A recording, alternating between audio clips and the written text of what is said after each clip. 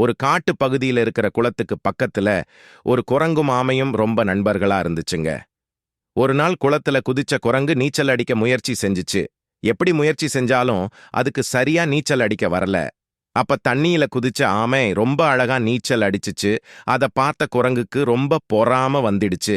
அப்பத்தான் நீங்க மட்டும் எப்படி சுலபமா நீச்சல் அடிக்கிறீங்க ஆமையாரேன்னு கேட்டுச்சு குரங்கு.